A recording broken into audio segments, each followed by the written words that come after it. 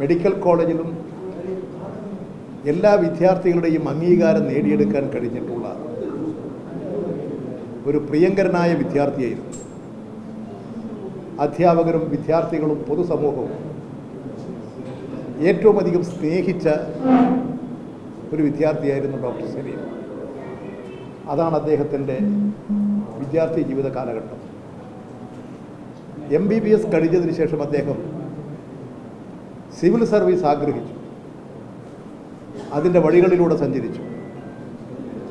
Accounts general മാനേജരായിട്ട് അദ്ദേഹം സേവനം നടത്തി.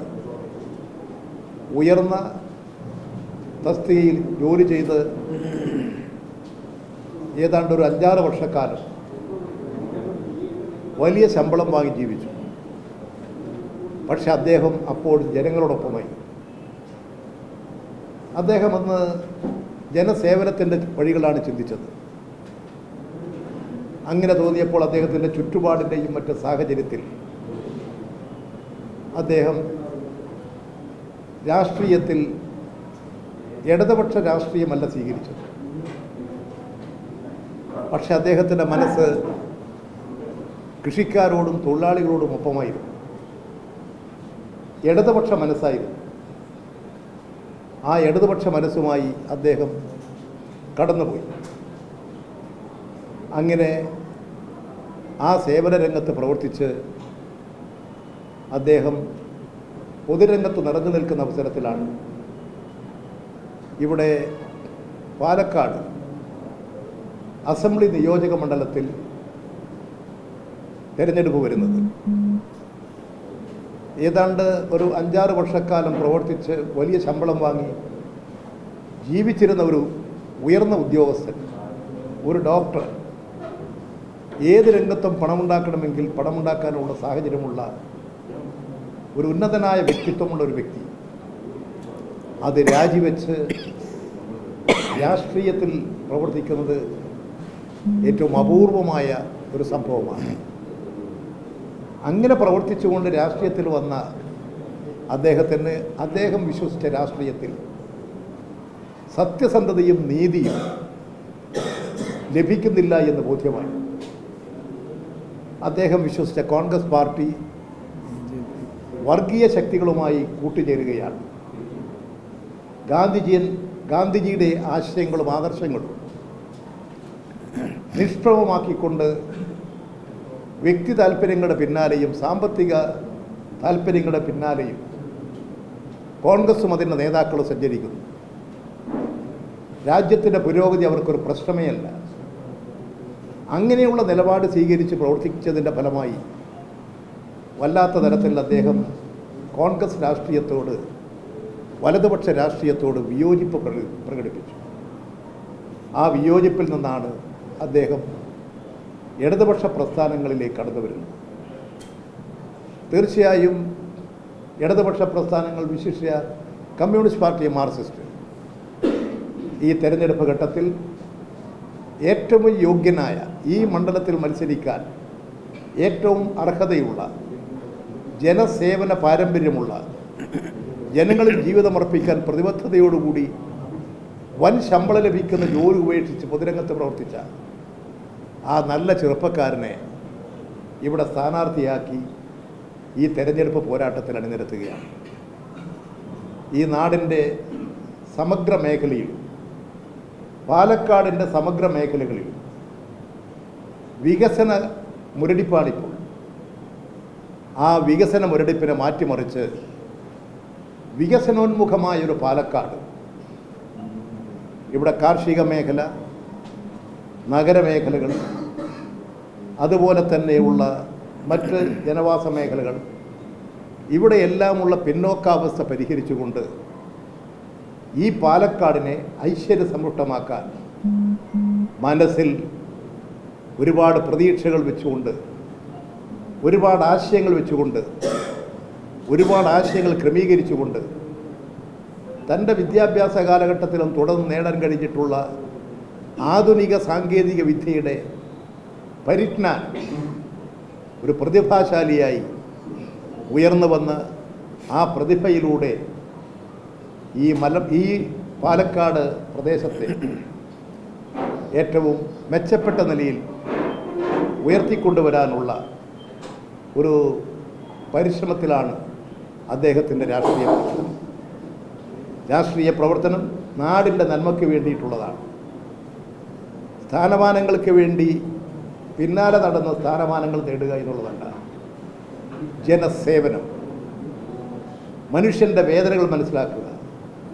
സ്ത്രീകളും കുട്ടികളും വിദ്യാർത്ഥികളും യുവാക്കളും അനുഭവിക്കുന്ന വേദനകൾ നേരിട്ട് കണ്ട് ആ വേദനകൾക്ക് ആശ്വാസം കൊടുക്കാൻ ഒരു ഡോക്ടറെ പോലെ, ഒരു രോഗിയോടുള്ളൊരു ഡോക്ടറെ പോലെ തന്നെ അദ്ദേഹം ഈ സമൂഹത്തിൻ്റെ തന്നെ ചികിത്സയ്ക്ക് വേണ്ടി ഈ സമൂഹത്തെ മാറ്റിമറിക്കാൻ ഒരു ഡോക്ടറുടെ, ഒരു മനുഷ്യൻ്റെ രോഗനിർണയത്തിലും അതിനെ പരിഹരിക്കാനുള്ള ചികിത്സ എന്നതുപോലെ ഈ സമൂഹത്തിൽ നിലനിൽക്കുന്ന തെറ്റായ പ്രവണതകളെ മാറ്റിമറിച്ച് ഒരു പുതിയ നാടാക്കി മാറ്റാൻ, ഒരു പുതിയ പാലക്കാട് സൃഷ്ടിച്ചെടുക്കാൻ തൻ്റെ മുൻഗാമികളെല്ലാം ഉപേക്ഷിച്ചു പോയ, പല സ്ഥാനമാനങ്ങളും വഹിച്ചെങ്കിലും നാട് പഴയതുപോലെ തന്നെ നിൽക്കുന്നു.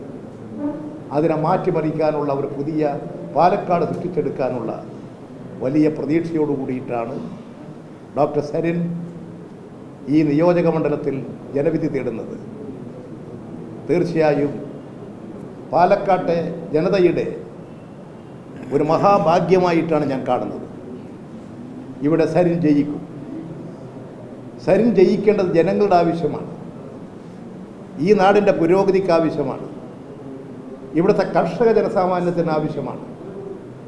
ഇവിടുത്തെ വിദ്യാർത്ഥികളും യുവാക്കളും സ്ത്രീകളുമെല്ലാം ആഗ്രഹിക്കുന്നത് സരിൻ ജയിക്കണം, ജയിച്ചു വരണമെന്നാണ്. ആ ദൗത്യം നിർവഹിക്കാൻ പാലക്കാട് നിയോജക മണ്ഡലത്തിലെ വോട്ടർമാർക്ക് സാധിക്കും എന്നാണ് ഞാൻ പ്രതീക്ഷിക്കുന്നത്. സരിനെ വിജയിപ്പിക്കാൻ ഉത്തമനായൊരു പൊതുസേവകൻ, ജീവിതത്തിൽ ജനസേവനത്തിന് മാതൃകയായി പ്രവർത്തിച്ചുകൊണ്ടിരിക്കുന്ന ഒരു നല്ല ചെറുപ്പക്കാരൻ ഇവിടെ ജനവിധി നേടുകയാണ്. അതുകൊണ്ട് എല്ലാവരുടെയും സഹകരണങ്ങളും സഹായങ്ങളും ഉണ്ടാകണം. തിരഞ്ഞെടുപ്പ് രാഷ്ട്രീയ മത്സരമാണെങ്കിൽ പോലും ആ രാഷ്ട്രീയം ജനങ്ങൾക്ക് വേണ്ടിയിട്ടുള്ളതാണ്. ആ ലക്ഷ്യബോധത്തോടുകൂടി എല്ലാ പാർട്ടിയിലും പെട്ട ജനങ്ങൾ ചിന്തിക്കും. എല്ലാ പാർട്ടിയിലും പെട്ട ജനങ്ങൾ ഡോക്ടർ സരിന് വോട്ട് ചെയ്യും എന്ന് തന്നെയാണ് ഞാൻ പ്രതീക്ഷിക്കുന്നത്.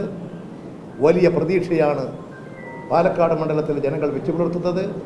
പാലക്കാട് ജനതയുടെ ആഗ്രഹം സഫലീകരിക്കും എന്നാണ് എനിക്കും മനസ്സിലാക്കാൻ കഴിഞ്ഞിട്ടുള്ളത്. നിങ്ങൾ മാധ്യമക്കാരുടെ എല്ലാ സഹായങ്ങളും സഹകരണങ്ങളും ഈ കാര്യത്തിൽ ഉണ്ടാകുമെന്ന് ഞാൻ പ്രതീക്ഷിക്കുകയാണ്.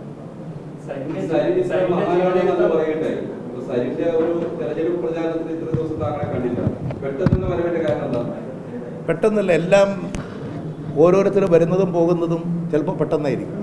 നിങ്ങളിവിടെ വന്നത് പെട്ടെന്നല്ലേ? അതിൻ്റെ കാരണം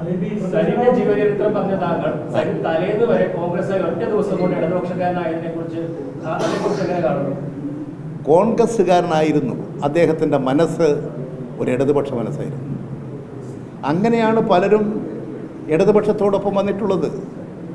ആ ഇടതുപക്ഷ മനസ്സുമായി നടക്കുന്ന അദ്ദേഹം ആ ഇടതുപക്ഷ മനസ്സിന് ഒരു സ്ഥാനം കണ്ടെത്തിയത് ഇപ്പോൾ ഇടതുപക്ഷ ജനാധിപത്യ മുന്നണിയിലാണ്, CPM-ലാണ്.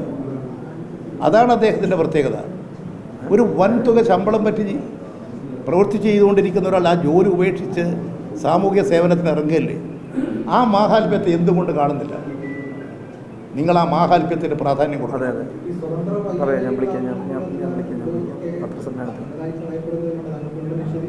എല്ലാവരുടെയും സഹായവും സഹകരണവുമാണ് വേണ്ടത്. അതാണ് അദ്ദേഹത്തിൻ്റെ മനസ്സ്. ഒരു സങ്കുചിത വലയത്തിനകത്തല്ല, വിശാലമായൊരു മനസ്കഥയുടെ ഉടമയാണ് അദ്ദേഹം. എല്ലാ പാർട്ടിയിലും പെട്ടവരും ഒരു പാർട്ടിയിൽപ്പെടാത്തവരും എല്ലാ ജാതിമത വിശ്വാസികളും എല്ലാവരും സഹായിക്കുന്ന, എല്ലാവരും പിന്തുണ നൽകുന്ന ഒരു സ്ഥാനാർത്ഥിയായിട്ടാണ് അദ്ദേഹം കാണുന്നത്. അതുകൊണ്ട് തന്നെയാണ് സ്വതന്ത്ര സ്ഥാനാർത്ഥിയെ മത്സരിക്കുന്നത്. ഒരാൾ ഒന്നുമല്ല. നല്ല സ്വതന്ത്ര സ്ഥാനാർത്ഥി, ജനങ്ങൾക്ക് വേണ്ടിയിട്ടുള്ള ജനങ്ങളുടെ പ്രിയങ്കരനായ ഒരു സ്ഥാനാർത്ഥി എന്ന നിലയിൽ തന്നെയാണ് മത്സരിക്കുന്നത്. നിങ്ങൾക്കൊക്കെ ഡോക്ടർ സരിനുമായിട്ടൊക്കെ പരിചയപ്പെടാൻ കഴിഞ്ഞാൽ നിങ്ങളുടെ എല്ലാം അഭിപ്രായങ്ങളും മാറും. തെറ്റിദ്ധാരണ വെച്ച് പുലർത്തവരുടെ അഭിപ്രായം മാറും. സരിൻ ജയിക്കണം എന്ന് നിങ്ങൾ ആഗ്രഹിക്കും. ഞാൻ അദ്ദേഹവുമായിട്ട് ഇവിടെ വന്ന് ഫോണിൽ സംസാരിച്ചിരുന്നു. അദ്ദേഹവുമായിട്ട് കാരണം ഇവിടെ ഒട്ടനവധി സഖാക്കൾ, പാർട്ടി പ്രവർത്തകന്മാർ പാർട്ടിയിലേക്ക് വരുന്നവരുണ്ട്. അങ്ങനെ ഓരോരുത്തരുമായിട്ടൊന്നും ഞാൻ സംസാരിക്കാറില്ല. സാധിക്കില്ല, നിങ്ങൾക്കറിയാം. ഞാൻ അദ്ദേഹവുമായി സംസാരിച്ചിരുന്നു, ഇന്ന് സംസാരിച്ചിരുന്നു. ഇന്ന് ഞാൻ ഇവിടെ വന്ന് അദ്ദേഹം എന്നെ വിളിച്ചിരുന്നു. അദ്ദേഹം ഈ സ്ഥാനാർത്ഥിയാകുമ്പോൾ തന്നെ എന്നെ വിളിച്ചിരുന്നു. പക്ഷേ എനിക്ക് തോന്നുന്നു ഞാനൊന്നും ഇവിടെ ഇല്ലെന്ന് തോന്നുന്നു കേരളത്തിൽ. അതുകൊണ്ടാണ് അദ്ദേഹത്തിൻ്റെ ഫോൺ, അദ്ദേഹം വിളിച്ചതായിട്ട് പിന്നെ അദ്ദേഹത്തിൻ്റെ ഫോൺ നമ്പറുണ്ട്. അതിനുശേഷം അദ്ദേഹം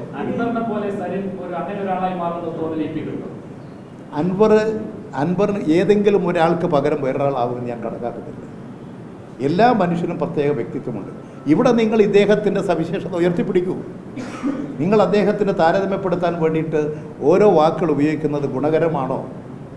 നിങ്ങളെന്തുകൊണ്ട് എന്നോടൊപ്പം എന്ന് ചോദിക്കാത്തത്, നിങ്ങളോടൊപ്പമാണെന്ന് ചോദിക്കാത്തത്?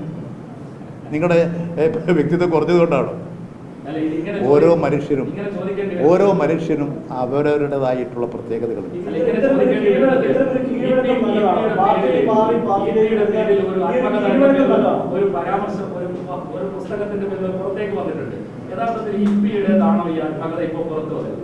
എൻ്റെ ആത്മകഥ ഞാൻ ഇപ്പോഴെഴുതിക്കൊണ്ടിരിക്കുകയാണ്.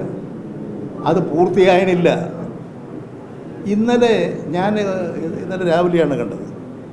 ഇന്നലെ 10:30 ഞാൻ എഴുതിക്കൊണ്ടിരിക്കുന്ന എൻ്റെ പുസ്തകത്തിൻ്റെ പ്രകാശനം. നിങ്ങൾക്കതിൽ എന്തെങ്കിലും സംശയം തോന്നിയോ? പ്രസാദനം? എൻ്റെ പുസ്തകം, ഞാൻ എഴുതിക്കൊണ്ടിരിക്കുന്ന പുസ്തകം, ഞാനല്ലേ അത് പ്രസിദ്ധീകരിക്കേണ്ടത്. ഞാൻ എഴുതിക്കൊണ്ടിരിക്കുകയാണത്. അതെങ്ങനെയാണ് പ്രസിദ്ധീകരിക്കുക? ഇന്നലെ 10:30 ഞാൻ ഒരാൾക്കും അതിൻ്റെ പ്രസാധന ചുമതല കൊടുത്തിട്ടില്ല. എൻ്റെ അടുത്ത് പല പ്രസാധകരും വന്നിരുന്നു, DC ബുക്സുകാർ വന്നിരുന്നു, മാതൃഭൂമി ബുക്കിൻ്റെ ആളുകൾ വന്നിരുന്നു. പക്ഷേ അത് സംബന്ധിച്ച തീരുമാനം ആയിട്ടില്ല എന്ന് തന്നെ അവരോട് പറഞ്ഞിട്ടുണ്ട്. ഒരാൾ ചോദിക്കും,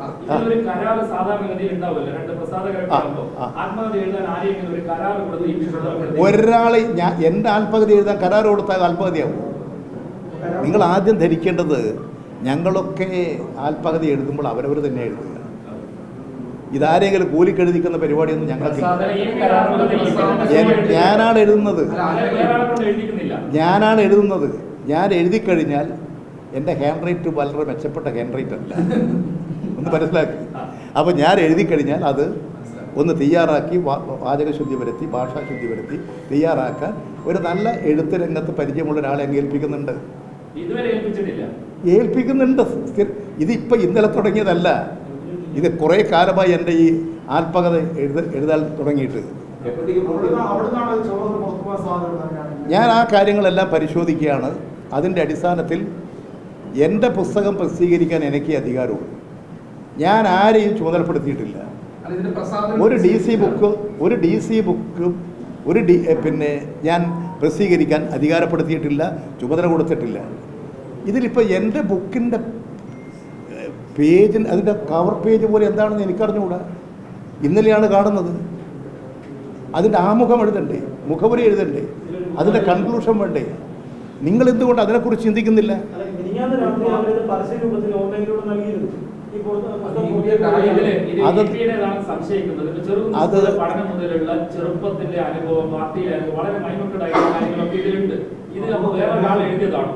ഞാൻ എഴുതുന്നതാണ് എൻ്റെ ആത്മകഥ.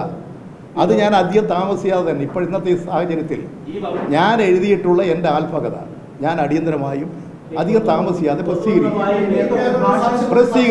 അപ്പോൾ നിങ്ങൾക്ക് എൻ്റെ ആത്മകഥ എന്താണെന്ന് മനസ്സിലാവും.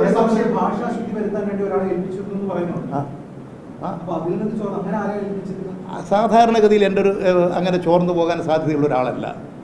ഇതിലെന്തോ വഴിവിട്ട് എന്തോ ചില സംഭവങ്ങൾ നടന്നതായിട്ട് വേണം സംശയിക്കാൻ. അതെന്താണെന്നുള്ളത് അന്വേഷിക്കാനാണ് ഇപ്പോൾ ഞാൻ ഇത് സംബന്ധിച്ച് വിശദമായ അന്വേഷണം നടത്താൻ DGPക്ക് പരാതി കൊടുത്തിട്ടുണ്ട്. അത് സംബന്ധിച്ച് അന്വേഷണം നടക്കണമെന്ന് പറഞ്ഞിട്ടുണ്ട്. എൻ്റെ പുസ്തകം ഞാനറിയാതെ പ്രസിദ്ധീകരിക്കുക, എൻ്റെ പുസ്തകം ഞാനറിയാതെ പിന്നെ അതിൻ്റെ ചില ഭാഗങ്ങളെന്ന് പറഞ്ഞു പറയുക. ഇവിടെ ചാനലിൽ വന്നിട്ടുള്ള ഒരു കാര്യവും എൻ്റെ പുസ്തകത്തിൽ ഞാൻ എഴുതിയതല്ല. അത് നിങ്ങൾ ആദ്യം മനസ്സിലാക്കുക. ഞാൻ എഴുതിയതല്ല. എങ്ങനെയാണ് ഇത്തരത്തിൽ വന്നത്? അതുപോലെ തന്നെ ടൈംസ് ഓഫ് ഇന്ത്യ, ഇന്ത്യയിലെ പ്രമുഖമായൊരു പത്രമാണ്. ആ ടൈംസ് ഓഫ് ഇന്ത്യയുടെ ഫസ്റ്റ് പേജിൽ വരണമെങ്കിൽ ചെറിയ നിസ്സാരമായ കാര്യമായിട്ടല്ല ഞാൻ കാണുന്നത്. അതിശക്തമായിട്ടുള്ള ചില ഗൂഢാലോചനകളും. ഇന്നലെ തെരഞ്ഞെടുപ്പ് ദിവസമാണ്. ആ തെരഞ്ഞെടുപ്പ് ദിവസം ഇത്തരമൊരു പ്രഖ്യാപനങ്ങളും നടപടികളും വന്നത് ആസൂത്രിതമാണ്. ഇവിടെ 3 മണ്ഡലങ്ങളിൽ, ഒരു ലോകസഭാ മണ്ഡലം, 2 നിയമസഭാ മണ്ഡലം, ഈ 2 മണ്ഡലങ്ങളിലും ഇടതുപക്ഷം ശക്തമായി മുന്നേറുകയാണ്. പാലക്കാടും അതുപോലെ തന്നെ ചേലക്കരയും ഇടതുപക്ഷം ജയിക്കും. അവിടെ കോൺഗ്രസ് ദയനീയമായി തോൽക്കും, BJP തോൽക്കും. ഈ ഒരു രാഷ്ട്രീയ സാഹചര്യം ഉയർന്നു വരുമ്പോൾ ആ രാഷ്ട്രീയ സാഹചര്യത്തെ ഇല്ലായ്മ ചെയ്യാം എന്ന് ധരിച്ച് ആസൂത്രിതമായി നടത്തിയതാണ് ഇത്. ഈ തെരഞ്ഞെടുപ്പിൽ മാത്രമല്ല, കഴിഞ്ഞ ലോകസഭാ തെരഞ്ഞെടുപ്പിൻ്റെ ദിവസം ഏതാണ്ട് 2023 ആദ്യമാണ് എന്നെ കാണാൻ BJPയുടെ അഖിലേന്ത്യാ നേതാവ്, ഒരു മുൻമന്ത്രിയായിട്ടുള്ള ജാവേദ് ഖർ, അദ്ദേഹം കടന്നു പോകുമ്പോൾ ഞാൻ അവിടെ ഉണ്ടെന്ന് പറഞ്ഞിട്ട് എന്നെ കാണാൻ പറ്റും. അദ്ദേഹം എന്നോട് പറയും, ഞാൻ പറഞ്ഞു ഞാൻ തന്നെ അത്ഭുതപ്പെട്ടതാണ്. അദ്ദേഹം പറഞ്ഞു, ഞാൻ ഇപ്പോഴത്തെ BJPയുടെ ഒരു പ്രധാനിയാണ്, അദ്ദേഹത്തിൻ്റെ സ്ഥാനമൊക്കെ പറഞ്ഞു. അതുകൊണ്ട് ഞാൻ ഇവിടുത്തെ എല്ലാ രാഷ്ട്രീയ പാർട്ടിക്കാരെയും കണ്ട് പരിചയപ്പെടാൻ വേണ്ടി വന്നതാണ്. നിങ്ങളെ കണ്ടതിൽ സന്തോഷം. ഞാൻ പറഞ്ഞ സന്തോഷം, എനിക്കൊരു പരിപാടിയുണ്ട്, ഞാൻ പോകും. 5 മിനിറ്റ് കൊണ്ട് ഞങ്ങളോട് പോയി. എന്താ പത്രക്കാർ നിങ്ങൾ ചെയ്തത്? ഏതാണ്ട് ഏപ്രിൽ മാസത്തിൽ ലോകസഭാ തെരഞ്ഞെടുപ്പിൻ്റെ ദിവസം വെളിപ്പെടുത്തി എന്ന് പറഞ്ഞുകൊണ്ടല്ലേ നിങ്ങൾ വാർത്ത കൊടുത്തത്? 1.5 കൊല്ലം മുമ്പല്ലേ സംഭവം? അത് വെറുതെ സംഭവിച്ചതാണ്. അതൊരാസൂത്രിതമാണ്. ഇതും അതുപോലെ ഒരു ആസൂത്രിതമാണ്. തെരഞ്ഞെടുപ്പിൻ്റെ ദിവസം രാവിലെ സംഘടിതമായൊരു പ്ലാൻ ഉണ്ടാക്കി പ്രസ്താവന നടത്തുക. ഇതിന് ശക്തമായിട്ടുള്ള അന്വേഷണം വേണം, ഇതിന് ശക്തമായിട്ട് നടപടികൾ ഉണ്ടാകണം. അതുതന്നെയാണ് ഞാൻ ആവശ്യപ്പെട്ടിട്ടുള്ളത്. അതുപോലെ തന്നെ നിയമ നടപടികൾ, DC ബുക്ക്, ഞാൻ എഴുതിയ എൻ്റെ ബുക്കിൻ്റെ പ്രസാധനം ഇന്നലെ 10:30 മണിക്ക് നിങ്ങൾക്ക് വിശ്വസിക്കാൻ കഴിയും? എങ്ങനെയാണ് ചെയ്തത്? സാധാരണ മട്ടിൽ വന്നതാണോ ഇത്? ഇതൊരാസൂത്രിതമായ പദ്ധതിയുടെ ഭാഗമാണ്. ഞാനതെല്ലാം പരിശോധിക്കുകയാണ്. ഒരു കാര്യം, DC ബുക്സിന് എൻ്റെ പുസ്തകത്തിൻ്റെ ഭാഗമെന്ന പേരിൽ തന്നെ പ്രസിദ്ധീകരിക്കാൻ എന്താ അവകാശം? ഞാൻ അവരെ അധികാരപ്പെടുത്തിയിട്ടുണ്ടോ? എന്ത് കരാറ്? ഞാൻ പറയട്ടെ, ഞാൻ ഈ പുസ്തകം എഴുതി പൂർത്തിയാക്കിയിട്ടില്ല. അതിൻ്റെ ആകെ വന്നതിന് ശേഷമുള്ള വായന നടന്നു കഴിഞ്ഞിട്ടില്ല. അതിൽ പല തെറ്റുകളോ തിരുത്തലുകളോ വേണമെന്ന് പോലും നോക്കിയിട്ടില്ല. ഞാനൊക്കെ എടുത്ത് കണ്ടു. ഞാനെടുത്ത് കാണുന്നത് ഞാൻ എവിടുന്ന് കാണാൻ?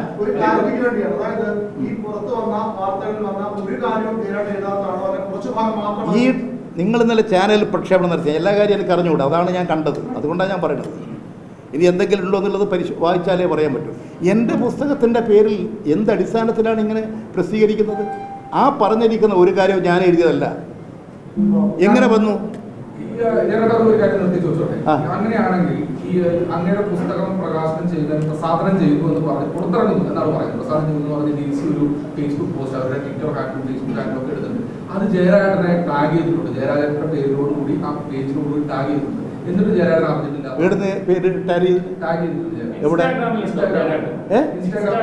അയ്യോ,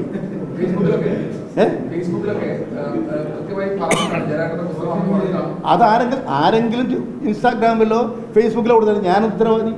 ഞാനെവിടെ നിന്ന് അറിയുന്നത്?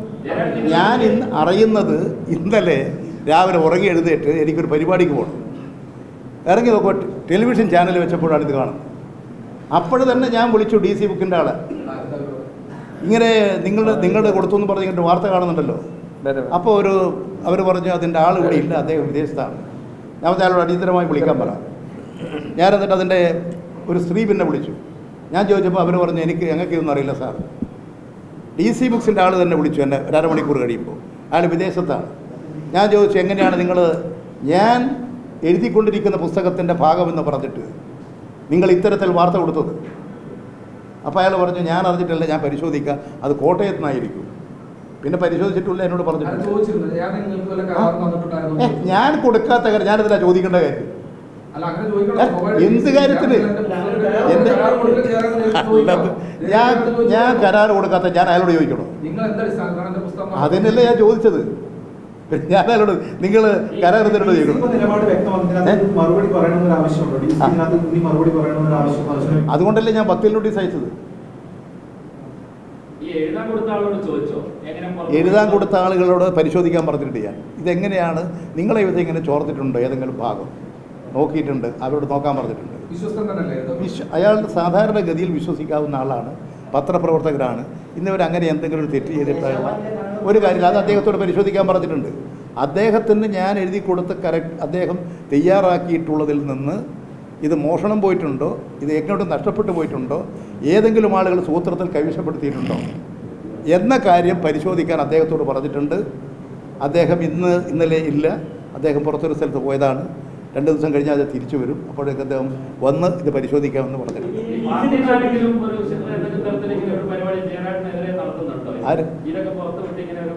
എനിക്കറിയാത്ത കാര്യങ്ങളെക്കുറിച്ചൊന്നും ഞാൻ പറയില്ല. പരിശോധിച്ച് കണ്ടെത്തിയാൽ ഞാൻ അപ്പോൾ പറയും. കോൺഗ്രസിൻ്റെ വൃത്തികെട്ട രാഷ്ട്രീയമാണ് ഞാനിതിൽ കാണുന്നത്. നിങ്ങൾ ഞാൻ അത് ഒരു കാര്യം കൊണ്ട് നിങ്ങൾ ശ്രദ്ധപ്പെടുത്താം. മിനിഞ്ഞാന്ന് പിന്നെ ഇവിടെ ഒരു കുഴൽപ്പണം പിടിച്ചില്ല എന്ത് പറഞ്ഞിട്ട് ഒരു 20 ലക്ഷം. ആ വാർത്ത എങ്ങനെയാണ് 24 മാതൃഭൂമി കൊടുത്തത്? എങ്ങനെയാണ് എന്താ കൊടുത്തത് നിങ്ങൾ കണ്ടോ? എൻ്റെ പേരിലെ അച്ചടിച്ച് വന്നത് അനിൽ അക്കരയുടെ ആരോപണം ഇങ്ങനെ പറഞ്ഞാൽ കൊടുക്കുമോ? അനിൽ അക്കരയോട് എന്താ തെളിവുള്ളത് ചോദിച്ചോ? അല്ല, അനിൽ അക്കരയോട് ചോദിച്ചോ? അനിൽ അക്കരയുടെ ആരോപണം അയാൾ പറയും. അനിൽ അക്കരയുടെ ആരോപണം അയാൾ പറയുമ്പോൾ നിങ്ങൾ കൊടുത്തു. പിന്നെ നിങ്ങൾ അടിച്ചു കൊടുത്തില്ലേ? EP ജയരാജനാണ് എന്താ അയാളുടെ പേര് സാജെന്നോ അയാളെ അയച്ചത്? എത്ര തെറ്റായ വാർത്തയാണ് നിങ്ങൾ കൊടുത്തത്? ഞാൻ ചോദിക്കുന്നത് എത്ര തെറ്റായ വാർത്തയാണ് കൊടുത്തത്? എങ്ങനെ കൊടുക്കുക? ജയരാജൻ പറയുന്നു അങ്ങനെ ആരോപണം ഉന്നയിച്ചു അല്ലക്കരക്കെതിരെ മഹാരാഷ്ട്ര കേസ് കൊടുക്കുക. MR മുരളിന്റെ പണമായിരുന്നു എന്ന് പറഞ്ഞിരുന്നു. MR മുരളിക്ക് ബന്ധമുണ്ടെന്ന് അതെ, നിങ്ങൾ ഇങ്ങനെ വാർത്ത കൊടുക്കുന്ന എനിക്കതിലൊന്നേ ഉള്ളൂ. നിങ്ങൾ അങ്ങനെ വാർത്ത കൊടുക്കലാണ് പത്രധർമ്മം എന്നാണ് നിങ്ങൾ ധരിച്ചത്. ഞാൻ പറയുന്നത് നിങ്ങൾ ധരിച്ചതെങ്കിൽ ഞാൻ നിങ്ങളുടെ പേരിൽ ഇപ്പോൾ ആരോപണം ഉന്നയിച്ച് നിങ്ങൾ കൊടുക്കുമോ? ഈ ആരോപണം ഉന്നയിക്കുന്നവർക്കൊരു നിലവാരം വേണം. ഇത് കോൺഗ്രസ് അല്ലേ അയാൾ? അപ്പോൾ കോൺഗ്രസ് എന്തിനാ ഈ ആരോപണം ഉന്നയിച്ചത്? അവർ കള്ളപ്പണവുമായി നടക്കുകയാണ്. ഞാൻ പറയട്ടെ അവര് കള്ളപ്പണവുമായി നടക്കുകയാണ് വോട്ട് പിടിക്കാൻ, വോട്ട് വാങ്ങാൻ. ഒന്ന്. രണ്ടാമത്തെ കാര്യം, വ്യാജ ഐഡൻറ്റിറ്റി കാർഡ്, തെരഞ്ഞെടുപ്പ് കമ്മീഷൻ്റെ സീലും ഒപ്പും വെച്ചുകൊണ്ടുള്ള ഐഡൻറ്റിറ്റി കാർഡ് എത്രമാത്രം കള്ളവോട്ടാണ് ചേർത്തിരിക്കുന്നത്? നേരത്തെ തന്നെ കള്ളവോട്ട് മറ്റു മണ്ഡലത്തിൽ ഇപ്പോൾ വോട്ടിൽ തിരഞ്ഞെടുപ്പില്ലല്ലോ. അവിടെ നിന്ന് കോൺഗ്രസ് ഐക്കാർ 100 കണക്കിന് ആളുകളെ കൊണ്ടുവന്ന് കള്ളവോട്ട് ഇവിടെ ചേർത്തു. അങ്ങനെ കള്ളവോട്ട് ചേർത്തിട്ട് ഇവിടെ വോട്ട് ചെയ്യാൻ കഴിയുന്നതാണോ? ഒരു കള്ളവോട്ടുകാരന് ഇവിടെ വോട്ട് ചെയ്യാൻ കഴിയില്ല. ശക്തമായ നിലപാട് സ്വീകരിക്കും. ഇങ്ങനെ ഈ മണ്ഡലത്തിൽ ഇല്ലാത്ത കുറേ ആളെ മറ്റു മണ്ഡലത്തിൽ നിന്ന് കോൺഗ്രസ് ഐക്കാർ ഇവിടെ കൊണ്ടുവരിക, കള്ളവോട്ട് ചേർക്കുക, കള്ളപ്പണം ഒഴുക്കുക, ആ പണവും ബാഗും കൊണ്ട് നടക്കുക, സ്ഥാനാർത്ഥി തന്നെ പണം വിതരണത്തിന് നടക്കുക. എന്താണ് തെരഞ്ഞെടുപ്പിനെ അട്ടിമറിക്കല്ലേ ഇത്?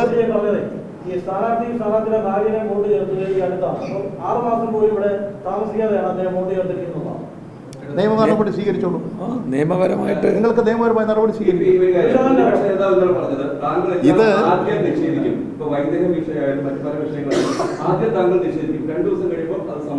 ഞാൻ സമ്മതിക്കാറൊന്നുമില്ല. നിഷേധിച്ചത് തന്നെ. അത് നിങ്ങൾ വ്യാഖ്യാനിച്ചുകൊണ്ട് അങ്ങനെ വരുത്തരുത്. ഞാൻ ഏത് കാര്യം അങ്ങനെ നിഷേധിച്ചത് പറഞ്ഞു?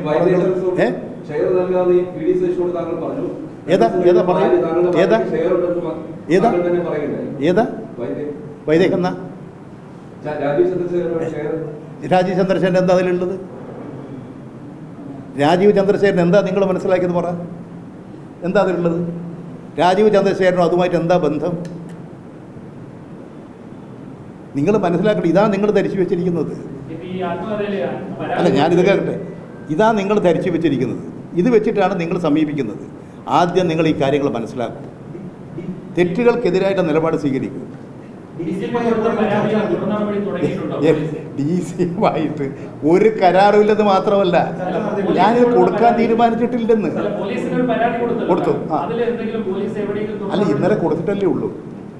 കൊടുക്കുമ്പോൾ തന്നെ നടപടിയിലേക്ക് വരാൻ കഴിയും. ഒരു നടപടി ക്രമമില്ലേ?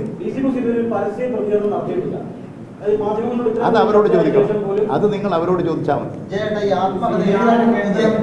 താങ്കൾ ഒരു ആത്മകഥ എഴുതുമ്പോൾ സ്വാഭാവികമായിട്ട് CPM-മായി ബന്ധപ്പെട്ട കുറെ വിവരങ്ങൾ അതിലുണ്ടാവുന്ന ഉറപ്പാണ്.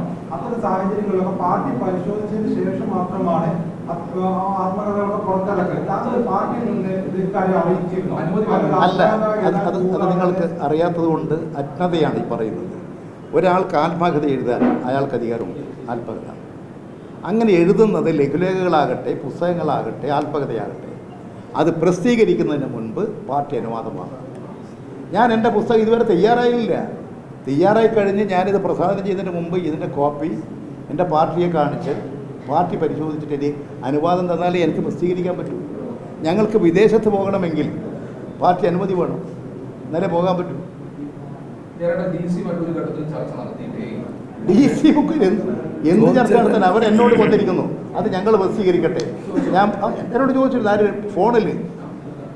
ഫോണിൽ എന്നോട് ചോദിച്ചു. ഞാൻ പറഞ്ഞു, ഞാൻ പുസ്തകം എഴുതിക്കൊണ്ടിരിക്കുകയാണ്, മാതൃഭൂമിയും ആവശ്യപ്പെട്ടിട്ടുണ്ട്, നിങ്ങളുണ്ട്, എല്ലാം നോക്കിയിട്ട് തീരുമാനിക്കുക, ഇപ്പം നിശ്ചയിക്കുന്നില്ല. ഈ പ്രതിപക്ഷവും BJP പറയുന്നത് EP ജയരാജൻ CPM വിടാൻ തീരുമാനിച്ചത് ഇവിടെ വന്നത് തന്നെ CPM ഭീഷണിപ്പെടുത്തിയതുകൊണ്ടാണ്. ഒരു കാരണവശാലും ഭയപ്പെടേണ്ട, സംരക്ഷിക്കാമെന്ന് സുരേന്ദ്രൻ പറയുന്നു. EP ജയരാജൻ ഞാനിത് പറയട്ടെ. ഇവിടെ പാലക്കാട് തന്നെ സുരേന്ദ്രൻ്റെ നേരെ നടക്കാൻ പറ്റുമോ? പാലക്കാട് അസംബ്ലി മണ്ഡലത്തിൽ ഗ്രൂപ്പ് തമ്മിൽ എപ്പോൾ സുരേന്ദ്രൻ ഇവിടുന്ന് അടി കിട്ടുമെന്ന് പറയാൻ പറ്റുമോ? ആ സുരേന്ദ്രനാണ് ഇത് പറയുന്നത്. ഇവിടെ ഗ്രൂപ്പായിട്ട് അടിയും പിടിയും നടക്കല്ലേ? അവിടെ ശാഖയിൽ ഇപ്പോൾ അടി നടക്കല്ലേ? RSSൻ്റെ ശാഖയിൽ ഇതിൻ്റെ പേര് അടി നടക്കല്ലേ? സുരേന്ദ്രൻ ഇവിടെ സ്ഥാനാർത്ഥിയാകാൻ പുറപ്പെട്ടു, ആയില്ല. കൃഷ്ണകുമാറുമായിട്ട് അടി നടക്കല്ലേ? BJPക്കകത്ത് തന്നെയാണ് ഈ അടി നടന്നുകൊണ്ടിരിക്കുന്നത്. കോൺഗ്രസിനകത്ത് മുരളീധരനെ സ്ഥാനാർത്ഥിയാക്കുമെന്ന് പറഞ്ഞു. മുരളീധരനെ സ്ഥാനാർത്ഥിയാക്കിയില്ല. മുരളീധരൻ അസംതൃപ്തിയുമായി നടക്കുകയില്ല. ഇതാണ് കോൺഗ്രസിനകത്തും BJPക്കകത്തും ഉള്ളത്. ഇവർ രണ്ടും ഇവിടെ പരാജയപ്പെടും.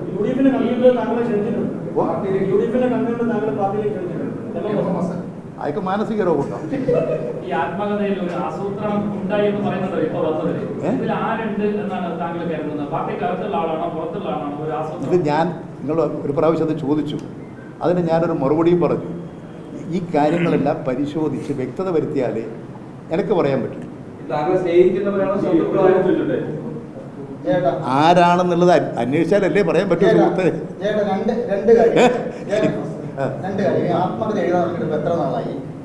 ഞാനത് മാസങ്ങളായി ഞാൻ എഴുതാൻ തുടങ്ങിയിട്ട് ഒരു പ്രസിദ്ധീകരണക്കാരോടും ഞാനിത് ആർക്കും കൊടുത്തിട്ടില്ല. DC ബുക്സുകാർ ഞങ്ങൾ പ്രസിദ്ധീകരിക്കാമെന്ന് പറഞ്ഞു. ഞാൻ പറഞ്ഞ് അത് മാതൃഭൂമിക്കാരും ചോദിച്ചിട്ടുണ്ട്. മാതൃഭൂമിയുടെ ശശി എന്നോട് വിളിച്ച് സംസാരിച്ചിട്ടുണ്ട്. ഒരു പ്രാവശ്യമല്ല, 2-3 പ്രാവശ്യം പറഞ്ഞിട്ടുണ്ട്. ഇതെല്ലാം ആലോചിച്ച് പുസ്തകം തയ്യാറാകട്ടെ. പിന്നെന്താ, ഞാൻ എൻ്റെ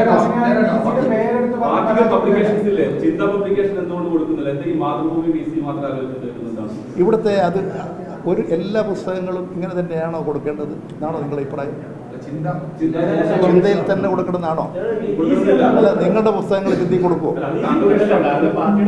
ഇത് ഇവിടെ പ്രസിദ്ധീകരണശാലകൾ ഒരുപാടുണ്ട്. ആ പ്രസിദ്ധീകരണശാലകൾ അവരെ സമീപിക്കാറാണ്. ചിന്ത എന്നോട് സമീപിച്ചാൽ ഞാൻ അന്നേരം ഇപ്പം ഞാനൊരു നിലപാട് സ്വീകരിച്ചിട്ടില്ല. ചിന്ത പബ്ലിക് ചിന്തയോട് എൻ്റെ പുസ്തകം പ്രസിദ്ധീകരിക്കണമെന്ന് ഞാൻ പറയില്ല. തെറ്റാണത്. എൻ്റെ പുസ്തകം പ്രസിദ്ധീകരിക്കണമെന്ന് അവരോട് ഞാൻ പറയില്ല, ഒരാളോടും പറയില്ല. ഞാൻ ഒരു പുസ്തകം തയ്യാറാക്കുന്നു, ആ പുസ്തകം പ്രസിദ്ധീകരിക്കാൻ ഞങ്ങൾക്ക് അവസരം തരണം എന്ന് മാതൃഭൂമി ചോദിക്കുന്നു, DC ബുക്സ് ചോദിക്കുന്നു. അത് ചിന്ത ചോദിച്ചാൽ ഞാൻ അന്നേരം അത് ആലോചിച്ചിട്ട് നിലപാട് പറയും. ഈ പ്രസിദ്ധീകരണം DC നടത്തുകയാണ്, അവരാണ് ആദ്യം അറിയിച്ചത്.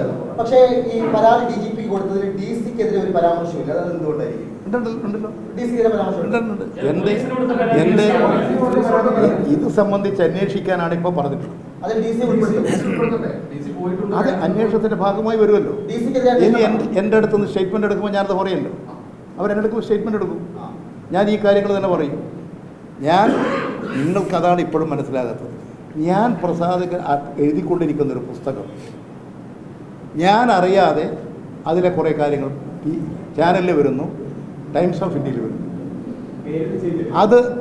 അതുപോലെ തന്നെ അതിൻ്റെ പ്രസാദനം എന്ന് പറഞ്ഞുകൊണ്ട് വരുന്നു. ഇത്രയും ഗുരുതരമായൊരു പ്രശ്നം കണ്ടിട്ട് പോലും നിങ്ങളിൽ എന്താ ഈ സംശയത്തിൻ്റെ വാക്ക്?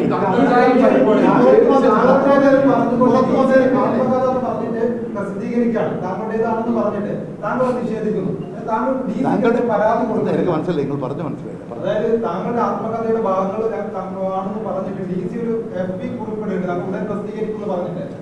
അവർക്കെന്താ അതിൻ്റെ അധികാരം? പക്ഷേ താങ്കൾ നിഷേധിക്കുമ്പോൾ DCക്ക് ഞാൻ അങ്ങനെ കരാർ കൊടുത്തിട്ടില്ല, പ്രസിദ്ധീകരിക്കാൻ DC ഏൽപ്പിച്ചിട്ടില്ല എന്ന് താങ്കൾ പരസ്യമായി പറയുന്നു. DCക്കെതിരെ ഇപ്പൊ താങ്കളെയും പാർട്ടിയും വലിയ പ്രതിരോധത്തിലാക്കുന്ന രീതിയിൽ ഒരു ഫേസ്ബുക്ക് കുറിപ്പിട്ടിട്ട് പോലും DCക്കെതിരെ എന്തുകൊണ്ട് പരാതി കൊടുക്കാൻ തയ്യാറാവുന്നില്ല? ഇതാ ഇന്നലെ വക്കീൽ നോട്ടീസ് കൊടുത്തത് അവർക്ക്. നിങ്ങളിത് മനസ്സിലാക്കാത്തതുകൊണ്ട് വക്കീൽ നോട്ടീസ് അല്ല, അതിനുള്ള നിയമ നടപടി ഒന്ന്. രണ്ടാമത്തത് ക്രിമിനൽ പ്രൊസീജിയർ അനുസരിച്ചിട്ടുള്ള പോലീസ് നടപടി. ഇത് രണ്ടും ഞാൻ പ്രൊസീഡ് ചെയ്യാം. അതല്ലേ DGP കൊടുത്തത്. DGPക്ക് കൊടുത്തത് ഇന്നലെയാണ്. ആരും ഒരാൾ DGPക്ക് നൽകിയ പരാതി ഒന്ന് ക്ലിയർ ടെസ്റ്റിന് വേണ്ടിയിട്ടാണ്. DGPക്ക് നൽകിയ പരാതിയിൽ DC ബുക്സിനെതിരെ അന്വേഷണം വേണമെന്ന് EP ഞാൻ അങ്ങനെയല്ല പറയേണ്ടത്. എൻ്റെ പുസ്തകം അനധികൃത DC ബുക്സ് എന്ന് പറഞ്ഞാൽ അവിടെ ഒരു വ്യക്തിയിൽ കേന്ദ്രീകരിച്ചിരിക്കും. എൻ്റെ ആത്മകഥ സംബന്ധിച്ച് ഞാൻ എഴുതിക്കൊണ്ടിരിക്കുന്ന ഒരു പുസ്തകം, ആ പുസ്തകത്തിൻ്റെ കുറേ വശങ്ങൾ ഇങ്ങനെ വന്നിരിക്കുന്നു. ഞാനിത് ആർക്കും കൊടുത്തിട്ടില്ല. ഇത് ഉദ്ഘാടനമെന്ന് പറയുന്നു. ഈ കാര്യങ്ങളെ സംബന്ധിച്ച് അന്വേഷണം നടത്തി ഇതൊരു ക്രിമിനൽ കുറ്റമാണ്, അത് സംബന്ധിച്ച് അന്വേഷണ നടപടി സ്വീകരിക്കണമെന്നാണ് ഞാൻ DGP കൊടുത്ത പരാതി.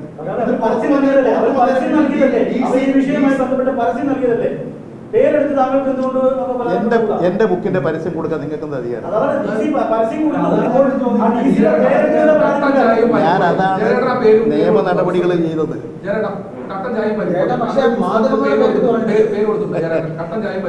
ഞാൻ ഈ പേര് കൊടുക്കുമോ? എന്നെ പരിഹസിക്കുന്ന ഒരു പേര് ഞാൻ കൊടുക്കും. നിങ്ങൾക്ക് ആ ബുദ്ധിയെങ്കിലും നിങ്ങൾ ഉപയോഗിക്കട്ടെ. ഞാനല്ല, അതാ നിങ്ങളുടെ ചോദ്യങ്ങൾക്ക് ഞാൻ പറയുന്നത്. DC അങ്ങനെ പറയുമ്പോൾ തന്നെ അത്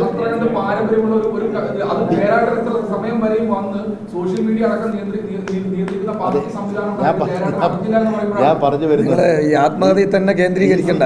അല്ല, DC ബുക്സ് എല്ലാ കാര്യം പറഞ്ഞാലും പിന്നെ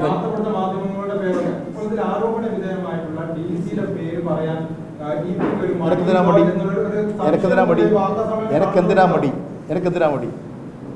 അല്ല, നിങ്ങൾ പറയാൻ എന്തിനാ മടി?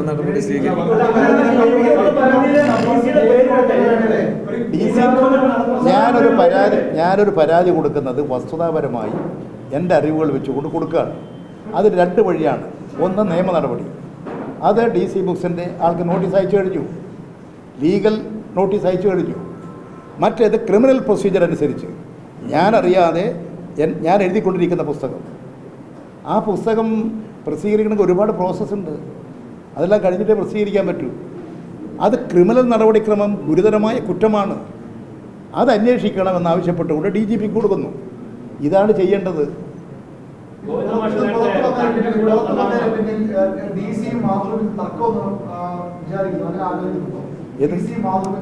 അല്ല, ഞാനിപ്പോൾ ഏതായാലും ഒരു കാര്യം, ഇതിൻ്റെ അടിസ്ഥാനത്തിൽ എന്താണ് എൻ്റെ ആത്മകഥ എന്ന് എല്ലാവരെയും അറിയിക്കാൻ അധികം കാലതാമസം വരാതെ പ്രസിദ്ധീകരിക്കാൻ ഉദ്ദേശിക്കുകയാണ്. അത് പൂർത്തിയായാൽ മാത്രമേ പറ്റൂ. എനിക്ക് അത് പാർട്ടി മെമ്പർ ചെയ്യേണ്ട പ്രോസസ്സാണ്. അതിപ്പോൾ ഞാൻ പറഞ്ഞില്ലേ, ഞാനിപ്പോൾ ആർക്കാ കൊടുക്കണം തീരുമാനിച്ചിട്ടില്ല. അല്ല, അതല്ല നിങ്ങൾ തീരുമാനിച്ചു, അതിനകത്ത് മറുപടിയാണ്. അപ്പോൾ നിങ്ങളിപ്പോൾ ചെയ്യേണ്ട ഒരു കാര്യം, ഉത്തമനായൊരു സ്ഥാനാർത്ഥിയോടെ മത്സരിക്കുക. ഓരോരുത്തരും ഉപയോഗിക്കുന്ന ഭാഷകൾ, അതിൻ്റെ സവിശേഷതകളുണ്ട്. ഞാനിപ്പോൾ ഊതിക്കാച്ചിയ പൊന്നുപോലെയാണ് സരിൻ. എന്ന് ഞാൻ പറയുന്നു. അല്ല, ഞാൻ പറയുന്നു പല പദങ്ങളും ഉപയോഗിക്കും. പച്ചമണ്ണിന്റെ മനുഷ്യനുള്ള പച്ചയായ മനുഷ്യനാണ് EP എന്നാണ് തിരിച്ച് EP കുറിച്ച് പറഞ്ഞത്. സരി അങ്ങനെ പറഞ്ഞു. വിവാദം ഉണ്ടായിട്ട് സരി പറഞ്ഞത് EP കുറിച്ച് പറഞ്ഞു, പച്ചമണ്ണിന്റെ പച്ചയായ മനുഷ്യനാണ് EP. അദ്ദേഹത്തിന് ബഹുമാനം ഉണ്ടെന്നാണ് പറഞ്ഞത്. അത് അദ്ദേഹത്തിന് മാത്രമല്ല, നിങ്ങൾക്ക് ചിലപ്പോൾ ഉണ്ടാവുമല്ലോ. നിങ്ങൾ ഓരോരുത്തരും ആലോചിച്ച് നോക്കുക. അങ്ങനെ പറയാറില്ലേ ഞങ്ങളുടെ പ്രശ്നം ഇത്ര മാത്രമേ നിങ്ങൾ പറയാറില്ലേ? EP ജയരാജന്റെ പേര്, EP ജയരാജന്മാരി പാരമ്പര്യമുള്ള ത്യാഗപരമായ പോരാട്ടങ്ങളുടെ ഭാഗമായിട്ട് നിന്നുകൊണ്ട് പാർട്ടി പറയുന്ന ഒരു സഖാവിന്റെ പേരിൽ വളരെ വ്യക്തമായ രീതിയിൽ ഇത്തരത്തിൽ ഒരു പുസ്തകം വന്നതിന് ശേഷം അതിൽ കൃത്യമായ രീതിയിൽ MMS അടക്കമുള്ള ആളുകൾ അങ്ങനെ സ്വീകരിക്കുമെന്ന് പറയുകയാണ്. എന്നിട്ടും മറുപടി DC-ക്കെതിരെ ആകുന്നില്ല. അദ്ദേഹത്തിനുള്ള മറുപടി ഞാൻ പറഞ്ഞു. സാമാന്യമായൊരു ബുദ്ധിയുള്ള ഒരാൾക്ക് പറയാൻ പറ്റുന്ന മറുപടിയല്ല. അതായത് ഇപ്പോൾ പുസ്തകം ഒരാൾക്ക് ഏൽപ്പിച്ചു എന്ന് പറഞ്ഞു, ഭാഷാശുദ്ധി വരുത്താനില്ല, അതിനുശേഷം അത് ചോർന്നു പോയിട്ടുണ്ടോ, അത് മോഷണം പോയിട്ടുണ്ടോ, അത് ഇങ്ങനെ എഴുതിയിട്ടില്ലെങ്കിൽ അതിനെക്കുറിച്ച് നിങ്ങൾ ഞാനത് പറഞ്ഞു കഴിഞ്ഞില്ല. അത് 3 പ്രാവശ്യമായിട്ടായി നിങ്ങൾ എന്നെ ചോദിച്ചോണ്ടിരിക്കുന്നു.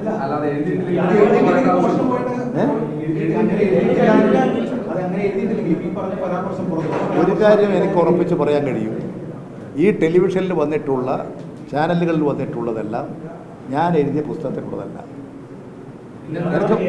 എനിക്ക് പറയാൻ പറ്റുന്ന കാര്യം അതാണ്. അതിൻ്റെ ഇപ്പോൾ വന്നു എന്ന് പറയുന്ന പേജുകളും ബുക്കുകളൊന്നും ഞാൻ കണ്ടതുമല്ല. ഞാൻ എഴുതിക്കൊണ്ടിരിക്കുന്ന പുസ്തകങ്ങൾ ഞാനിങ്ങനെ ഓരോ പോർഷനായിട്ട് എല്ലാം എഡിറ്റ് ചെയ്ത് തയ്യാറാക്കി വെക്കാൻ ചുമതലപ്പെടുത്തി നടന്നുകൊണ്ടിരിക്കും. അത് മുഴുവൻ വന്നു കഴിഞ്ഞാൽ ഞാനത് വായിച്ച് അതിനകത്ത് വല്ല തിരുത്തലുകൾ വേണമെങ്കിൽ അതൊക്കെ വരുത്തി അത് ആരെ പ്രസിദ്ധീകരിക്കാൻ ഏൽപ്പിക്കണം എന്ന് ആലോചിച്ച് കൊടുക്കും. ഇല്ല, മനസ്സിൽ കണ്ടില്ല. അത് ആലോചിച്ച് ചെയ്യേണ്ട കാര്യങ്ങളാണ്. അതുപോലെ നിങ്ങൾക്ക് വിശ്വസനാണ്. അദ്ദേഹത്തെ നിങ്ങൾ വധിക്കാൻ പുറപ്പെടും. തികച്ചും അടിസ്ഥാനരഹിതമാണ്. നിങ്ങൾ കൊടുക്കുന്ന പല വാർത്തകളും തെറ്റാണ്. അത് നല്ല ഗവൺമെൻറ്റാണ്. നിങ്ങൾ കേരളത്തെ ഒരു പുതിയ കേരളമാക്കുകയാണ്. ഇന്ന് കേരളത്തിൽ നടക്കുന്ന പോലെ വികസനം എവിടെയാണ് നടക്കുന്നത്? ഈ കേരളത്തിൻ്റെ ഗ്രാമമേഖല മുഴുവൻ നോക്കുക, ഒരു പുതിയ ഉണർവല്ലേ. ഇവിടെ പാലക്കാട് നെൽകൃഷി ഇക്കാരുടെ നാടാണ്, നെല്ലറയുടെ നാടാണ്. ഇവിടെ കൃഷിക്കാർ കഴിഞ്ഞ വർഷം 12,000 മെട്രിക് ടൺ നെല്ലാണ് സംഭരിച്ചത്. ഈ വർഷം 15,000 മെട്രിക് ടൺ നെല്ല് സംഭരിച്ചു. ആ നെല്ല് സംഭരിച്ച് കൃഷിക്കാർക്ക് മുഴുവൻ കാശ് കൊടുക്കുന്നു. ഇനി പാലക്കാടിൻ്റെ പിന്നോക്കാവസ്ഥ പരിഹരിക്കണം. സരിൻ ജയിച്ചു വന്നാൽ ഈ പാലക്കാട് ഒരു പുതിയ പാലക്കാടായിരിക്കും. ഇവിടെ ആശുപത്രികളും സ്കൂളുകളും കോളേജുകളും റോഡുകളും പാലങ്ങളും അതുപോലെ ടൗൺ ഹാളുകളും കൺവെൻഷൻ സെൻ്ററുകളും വിശാലമായ സാംസ്കാരിക കേന്ദ്രങ്ങളും കളിസ്ഥലങ്ങളും നമ്മുടെ നാട്ടിലെ പാവപ്പെട്ടവർക്ക് ചികിത്സാ സൗകര്യങ്ങളൊക്കെ വളരെ വേഗം ലഭ്യമാകാൻ കഴിയുന്ന തരത്തിൽ ഉയർന്ന നിലവാരത്തിലുള്ള മെഡിക്കൽ കോളേജുകൾ എല്ലാം സ്ഥാപിച്ചുകൊണ്ട് ഈ പാലക്കാട് ഒരു തിലകക്കുറിയാക്കി മാറ്റും.